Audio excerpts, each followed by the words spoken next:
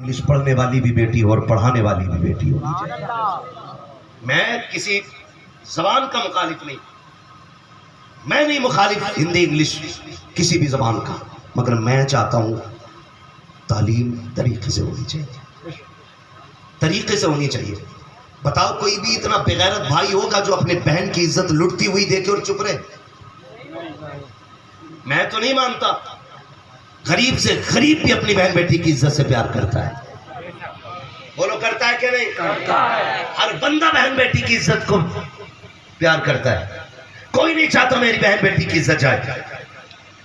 تو کیا ہم اتنا نہیں کر سکتے تھے؟ اپنی بچیوں کو ایک انگلش میڈیم ایسا اسکول دے دیتے کہ جس میں پڑھنے والی بھی کنیز فاطمہ اور پڑھانے والی بھی کنیز فاطمہ. برا نہ مانیے گا، کہنا بہت اچھی بات ہے، میری لڑکی MBBS کر رہی ہے، اللہ توفیق دے وہ خوب آگے جائے، لیکن اللہ اس کی عزت کی حفاظت فرمائے.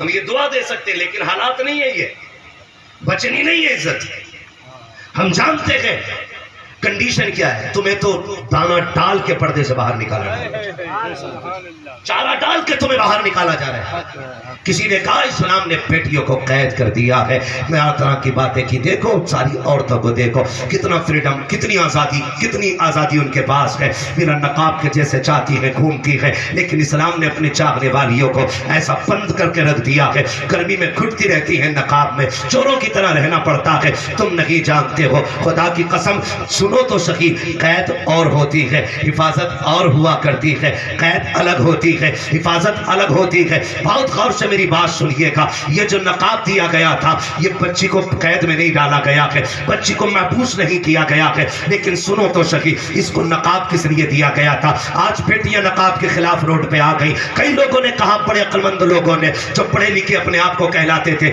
کہنے لگے مولوی پردہ تو دل کا ہوتا ہے، جسم سے کیا لینا دینا. جب دل صاف نہیں ہوگا تو عورتوں کے وجود کیسے صاف رہ جائیں گے؟ ہم جب بات کرتے ہیں حیا کی تو لوگ کہتے ہیں مولوی خراب ہوتے ہیں. ذرا کان کھول کے میری بات سنیے گا پیارے. تم یہ کہتے ہو پردہ دل کا ہوتا ہے، کئی باپ تو یہ کہتے ہیں نہیں ہماری بیٹی گناہ نہیں کرے گی، ہماری بیٹی غلط نہیں ہو سکتی ہے. میں نے اس سے وعدہ کیا ہے، اس نے مجھ سے وعدہ کیا ہے، وہ کبھی باپ کی عزت پہ آنچ نہیں آنے دے گی. اتنی بڑی بڑی باتیں کرنے کے بعد لوگ کہتے ہیں مجھے اپنی بیٹی پہ اعتماد ہے. میں پوچھنا چاہتا ہوں، تجھے اپنی بیٹی پہ زیادہ اعتماد ہے یا میرے نبی کو فاطمہ پہ زیادہ اعتماد تھا؟ تو مجھے بتا تو سکی. تجھے اپنی بیوی پہ زیادہ اعتماد ہے یا میرے نبی کو حضرت عائشہ پہ زیادہ اعتماد ہے؟ مجھے بتاؤ تو سکی. خدا کی قسم بات اعتماد کی نہیں ہے، بات شریعت مصطفیٰ کی ہے، بات تحفظ کی ہے. رب نے جو دل دیا ہے نا، یہ دھڑکا کرتا ہے، اور یہ اس کے اندر یہ خاصیت ہے، یہ کسی نہ کسی کی محبت چاہتا ہے.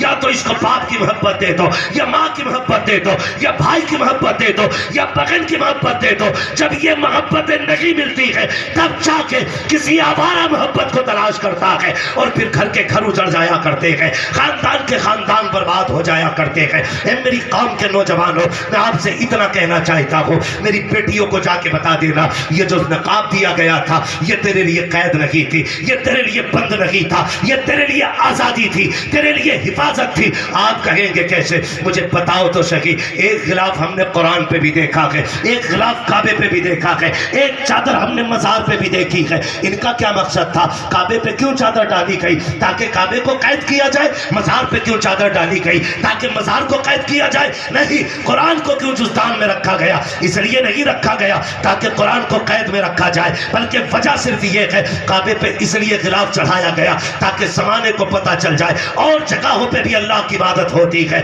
لیکن ہر مسجد کعبے کی طرح نہیں ہو سکتی ہے. اس لیے غلاف ڈال کر کے کہ مسجدوں سے کعبے کو ممتاز کیا گیا. دنیا میں بے شمار کتابیں ہیں، لیکن قرآن پہ غلاف چڑھایا گیا تاکہ زمانے کو یہ پتہ چل جائے کتابیں تو بے شمار ہیں لیکن قرآن جیسی کوئی کتاب نہیں ہے. خدا کی قسم مزار کے علاوہ سینکڑوں قبریں ہوتی ہیں، صرف مزار پہ چادر اس لیے آتی ہے تاکہ زمانے کو پتہ چل جائے کہ یہ قبر عام ہے، اور جس پہ چادر پڑی ہے یہ خاص قبر ہے، یہ اللہ والے کی قبر ہے. اسی طرح جب لاکھوں بیٹیاں بے پردہ نکلتی ہو، اسلام نے نقاب دے دیا اور کہا سن بیٹی، جب تو نکلے گی دنیا کہہ دے گی یہ جو گزر کے جا رہی ہے یہ عام بیٹی نہیں بلکہ مصطفیٰ کے دین کی شہزادی گزر کے جا رہی ہے. اس لیے تمہیں نقاب دیا گیا، لیکن ہم نے اس کو بھی تماشا بنایا. اب تو نقاب میں بھی اتنے ماڈل آ گئے.